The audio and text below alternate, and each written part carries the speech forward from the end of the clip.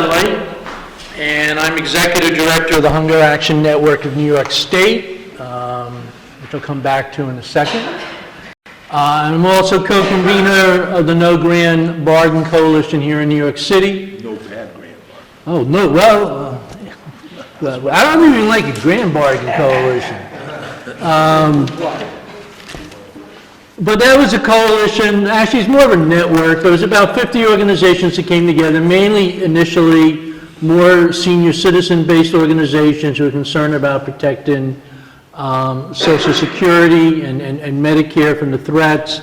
And they invited me in because of some of the work I've done in the past, particularly around single-payer health care, and I convinced them we should also examine the other programs, such as safety net programs, such as food stamps, housing, and we've also been fortunate to get some of the peace organizations, particularly United States, U.S. Labor Against War, to come in and also talk about the military budget part of it. But I'll go back to the Hunger Action Network. We're 31 years old. Started right after this guy named Ronald Reagan became president. And if you told us 31 years later we'd still be here, we would have said that we had failed to do our job. You know, hunger was not a significant problem in the United States in the late 70s because of the advent of programs like food stamps and school meals, WIC, and then the 1981 Reagan budget cuts came along, which slashed spending across the board, and particularly slashed spending for public housing programs and Section 8 programs. And in New York City, we did not know how many food pantries and soup kitchens, we do in New York City in 1980. There were about 30 food pantries and soup kitchens in the entire city. We don't know how many there are statewide. Today is about 1,300, and most of those were created in the first 10 years after the Reagan budget cuts. We thought we were sort of temporary. You know, a generation has grown up with soup kitchens and food pantries that's at, 1,000 points of light. It's something they've always known, but in fact it was a relatively rare phenomenon. And we've grown and grown and grown. And today there's, as I said, 1,300 here in New York City and about 1.3 million people we feed on an annual basis in New York City. About 40% of which are the working poor. About a third of children, and surprisingly about 20% are senior citizens. That's been the big growth in the last 10 years. There's been senior citizens becoming poor. And Hunger Action Network has always been we primarily focus at the state level, though we have done some work in recent years at the federal level because of programs like food stamps and the child nutrition programs. The Hunger Action Network has always been one of the leaders in the revenue campaigns in New York State at the state level, working with groups like the Fiscal Policy Institute and Strong Economy for All. And people say, why is Hunger Action Network so focused on revenue? Well, because since we're basically representing low-income New Yorkers, poor people are always the last one to get the money from the public treasury. And so whenever there are cuts at the state level in revenues, it's always poor people who bear the brunt of those cuts. And then when the economy rebounds and more money flows into the state coffers, it's always the anti-poverty programs are the last ones to be restored. And for instance, those cuts in 1980 have not been restored, particularly to the housing programs. So, because of that, Hunger Action has been very active in issues like closing corporate tax loopholes and the millionaire's tax and trying to make the income tax more progressive. We have a state tax system in New York State where the janitor at Trump Tower pays more of his or her income for state and local taxes than Donald Trump does, and that's unfair. And we do the same thing recently at the federal level. So we've always approached, personally I am active with the Fort Greene Peace and been a long-time peace activist before I moved to Brooklyn. But Hunger Action Network, we oppose war, but primarily we oppose the military budget. And we've been probably one of the more vocal groups in New York State trying to cut military spending. We want a peace dividend. You know, we never got that after World War II, we never got that after the Korean War, we never got that after the Vietnam War, we certainly didn't get that after, well, I guess the wars have not ended. You know, Eisenhower, when he left office, or before he left office, even though he was, you know, kind of intimate in creating the military-industrial complex, he also warned people about the dangers. But his most famous quote in terms of what we work on is that every gun that is made, every warship launched, every rocket fired signifies in the final sense a theft from those who are hungry and are not fed, and those who are cold and are not clothed. And that is why we've been working so hard on trying to cut the military budget, and particularly to get votes in Congress to cut the military budget. And I use the example of 3 years ago, we were very active in Congress works on these 5 and 10-year cycles. And so we were up for the reauthorization of the federal child nutrition program, school lunch, school breakfast, women, infants, and children, summer meals program, child care, and adult care program.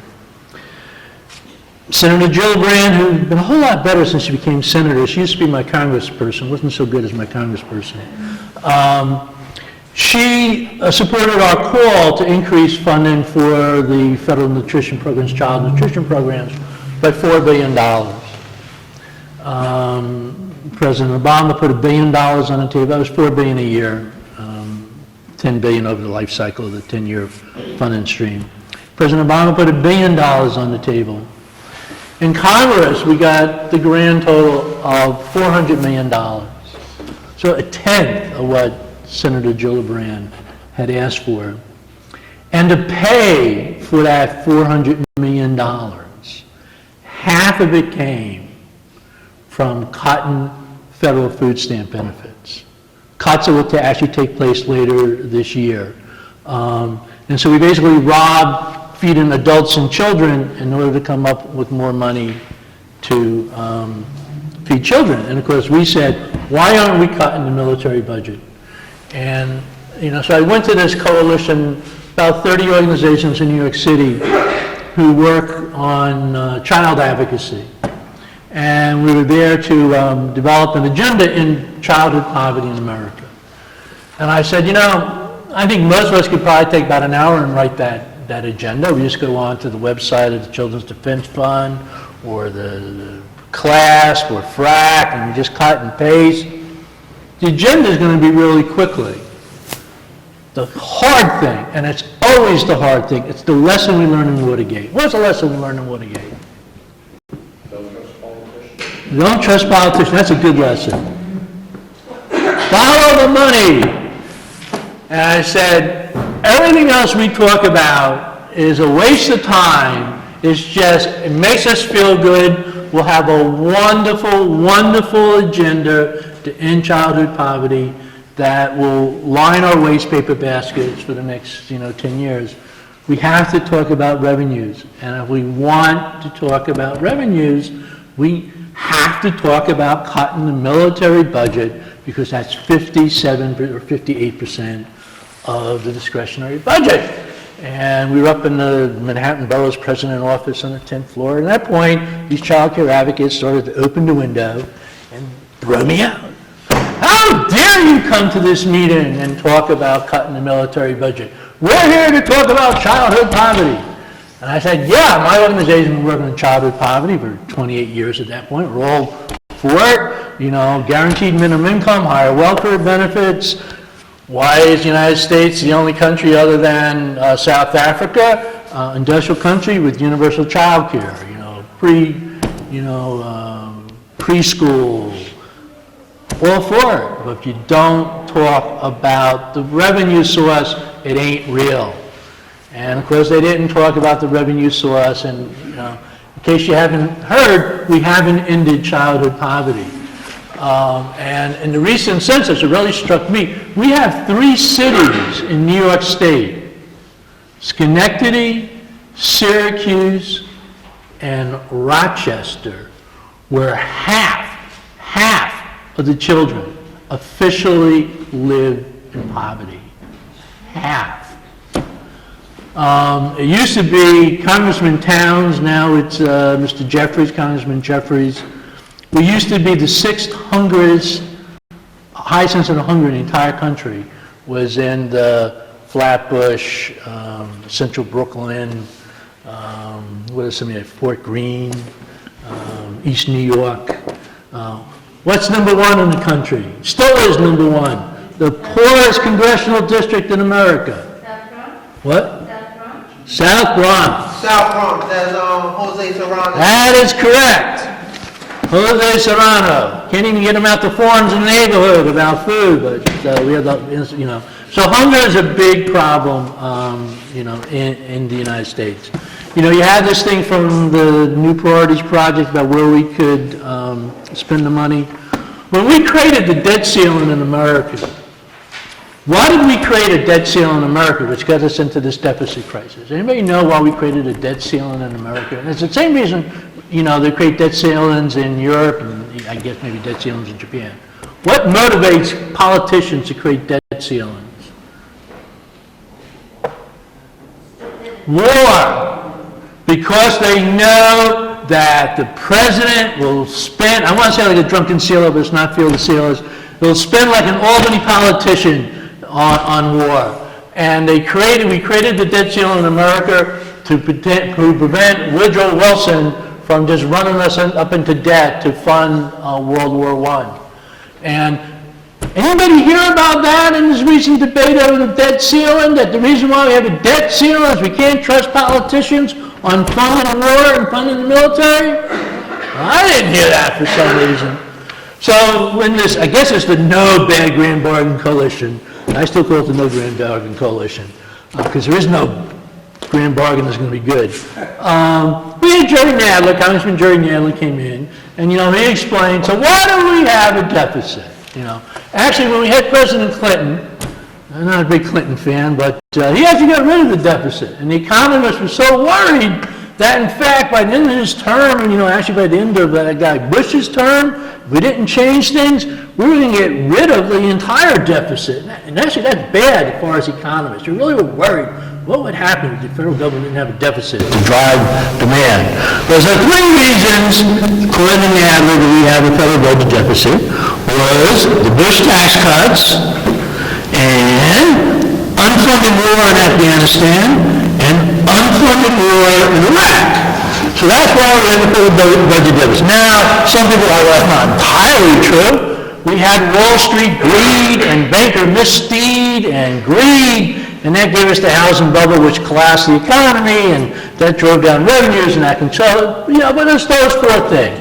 But if it's unfunded wars and tax cuts for the rich, shouldn't we solve the budget deficit by raising the taxes on the rich and either funding the war, or we would say get rid of the wars? And of course, that's not what they do. And of course, this is just a typical strategy that the IMF has used around the world, and now we're using it here in the United States, is, you know, give huge tax giveaways to the wealthy and to the large corporations, and that will create budget deficits. And then we'll use the budget deficits as an excuse to go cut all those programs for middle class and low income people that had nothing to do with creating the deficit. And then of course people go really bonkers because the Social Security system is completely separate from anything to do with the federal budget deficit. And, you know, yet, you know, we got President Obama. You know, for 5 years he's been trying to cut the Social Security, you know, program. And now he's talking about doing the, you know, chain inflation, you know, so senior citizens get a little less, you know, of inflationary adjustment. It's really a technical adjustment. You know, who do I say is the big increase in coming to food pantries and soup kitchens these days? Senior citizens. So we're going to go cut their monthly Social Security bit, only a bag of tuna food a week. You know, that's all it is, not much at all. Why are you guys worried about it? So we're worried about it. SNAP, you know, food stamp program, that is exempted from the sequestration. because it is an entitlement program, but it's not exempted from the fight over the budget deficit. And that is the one program that the Republicans are most aiming at. You know, it's like Rick in Rick's Cafe in Casablanca. I am shocked. There's gambling taking place here. And as a Republican, I'm just shocked that when we have 28 million people out of work, that more people are signing up for food stamps, and that we're spending more money feeding hungry people. This is incredible. Who allowed this to occur? Let's turn food stamps into a block grant. Just basically cap the amount of money, give it to the states, and let the states, worry about it. So that's A, is mean. We would say, well, if people are out of work and they're turning to food stamps, why don't you create jobs? And when we had the last Great Depression, that former governor in New York, FDR, got himself elected president, he created the Public Works Program, the WPA, and put people to work. We've heard nothing about a WPA-style public jobs program from anybody, in Congress. And we talk about, maybe this will create 1 million jobs, maybe this will create 2 million jobs, 28 million people out of work, but let's debate whether we're going to create 1 million jobs over here or 2 million jobs over here. Let's forget that's about 26 million jobs short, of making this whole thing. We can go talk about income inequality. That's probably getting a little bit too far off the table. So one, you should create jobs, but when Congress did the economic stimulus, okay, what did they conclude was the single most effective way to stimulate the economy among what they, and you might disagree with them, but what did they conclude was the single most effective program? Is that 3 minutes, 5 minutes, or 10 minutes? That means it was 5 minutes. 5 minutes, okay. So what did they say was the single most effective way to stimulate the economy? Bail out the banks. Well, no, that's what they did, but they didn't want to say that with a straight face. Great works, construction works. What? Construction works, like. No. Food stamp program. It had the single highest multiplier, 1.85. For every dollar they put in the food stamp program, they would come up with 1.85, dollars being put back in the economy. For some reason, when you give tax cuts to the rich, they may go put that money in the Bahamas or take a trip to Europe. But for some reason, you give money to poor people who are hungry and tell them the only way you can spend this money is to buy food. They go out and they buy food. So I guess my time is about up. We want to protect, the food stamp program. Certainly WIC is under direct attack. We've taken a big cut, women, infants, and children, the school meals program, job training, mass transit. Every time I turn around in New York City, I've been here 4 years, they seem to be raising that fare. And that G line is horrible. G, the A, and the C, the 3 worst lines in the entire city, and we got them in our neighborhood. Why can't we get more money for a decent mass transit system? Conversion, I agree with conversion, but one of my conversion is, there's this little problem called climate change. Why don't you put people to work building solar and wind and stuff like that? You want to talk about a WPA-style jobs program. I didn't spend much time in the hurricane relief zone, but I did spend one day down there rebuilding, taking out sheetrock out of a house with a very, very professional crew of 12 people who spent an enormous amount of time down in Mississippi and Alabama with Hurricane Katrina. So they knew exactly what they were doing. And they did a great job. And it's all the right equipment, everything right. They were able to take out the sheetrock of one house in 4 hours. And how many houses do we got down there? You want to put people to work, put them down into those hurricane areas and relieve that. So we need money for jobs, conservation, we can go on, universal pre-K, but it's supposed to stop, so I'll stop.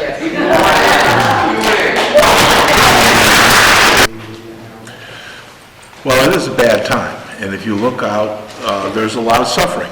And I don't have any magic answer to when people will get up, stand up, and, turn this thing around. When I was in high school, I read poetry, and one poem in particular that stuck with me by E. E. Cummings. And it's a line from a poem called I Dream of Olaf, Big and Strong, which is a peace poem. And there's a line in there that says, there is some shit I will not eat. Now, the operative word there is some. And we don't know at what point people just say, that's it. But we do know that people do that. And we do know that organizing sets the groundwork for that. We do know that Rosa Parks was not just somebody who was tired one day and wouldn't do it. She was part of a social movement that was an organized activity, that was something that had been thought through, that had been attempted more than once before and didn't go anywhere. But there it was, and it went. Go figure. So what we have to do is to just keep organizing, keep raising money, keep raising the issues, keep trying to build the broadest coalitions possible, and identify what the sticking points are and address them. We can't do anything more than that. But if we do that, then we can be confident that we've done what we can, and when at some point this will come to an end. One thing I always suggest to people in the peace movement, I don't think the peace movement is used to actually lobbying, and they're not used to counting votes in Congress. And hey, we all want to cut the military budget. You need a majority to do that, and what are you doing to get that majority? And, to say, oh, well, the guys in Brooklyn, they always vote the right way. People used to tell me at the state legislature, yeah, you always vote the right way. Of the last 20,000 bills that came to the floor of the state assembly, 19,999 of them passed. So tell me you're voting the right way when it gets to the floor, it doesn't do me much good. What are you doing to get it to the floor? So I think you need to target congressional representatives a lot tougher than we do. And the other thing is, I think that the real big grassroots movement, particularly on young people at this point, is climate change. And, I've been trying to convince them they need to focus more on the military budget. Once again, God, it's going to cost us $300 billion a year to convert to a carbon-free economy. Where can we get $300 billion? Military. But also the military is the single largest, user of fossil fuels. The biggest corporate polluter. If we were paying the actual cost of maintaining, if Exxon and Mobil were paying the actual cost of maintaining the aircraft carriers in the Middle East to protect those oil supplies, the cost of oil would be about $12 to $15 a gallon. The military is an incredible subsidy for the fossil fuel industry, and I don't think we make that point hardly at all. Capitalism is by its nature uneven in its development. And so you have some industries that will grow and will dominate and drive out of business other industries that are there, whether we're talking about the military or energy or any kind of industry. So what you need is overall a commitment to full employment. You need a commitment to making sure that there are jobs for everybody, whether they come out of Indian Point or they come out of the garment industry or they come out of wherever they come out of. That we need to have that broad commitment to full employment. And that comes back to the last point that I made in my remarks. What kind of a country are we? What kind of a country do we want to be? And what vision do we project in terms of the nature of security, the nature of our mutual responsibility? And as you were saying, Martha, what about all this privatization? What is the role for public responsibility and for our responsibility to one another through the public sphere? It's not just my responsibility to myself to go buy what I need and get the money from any which way I can. That kind of a society is not a functional society. That's a dysfunctional society for the overwhelming majority of people. And we need to articulate that, talk about that, and have some alternative ways of thinking about what our responsibilities are to one another that frames what we're doing, not just, oh, I want my library, or oh, I want my school funded, or oh, I want this, or oh, I want that.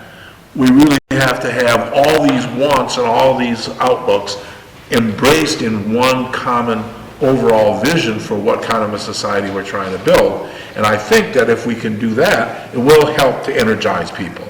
It will help to get people to see that they are not just in this alone with their library facing the overwhelming odds, or with their particular school facing the overwhelming odds of the privatizers in the charter movement. That we really represent something which brings us together in a common fight. And that is what we need to articulate. Just quickly on the privatization of common lands, there's a good op-ed today in the Huffington Post by Catherine Swan about the privatization of the New York City park system. Most of the major parks in New York City have already been taken over by this private-public hybrid, and the last jewel that they're going after, and apparently they've gotten, is Washington Square Park, which they're doing right now.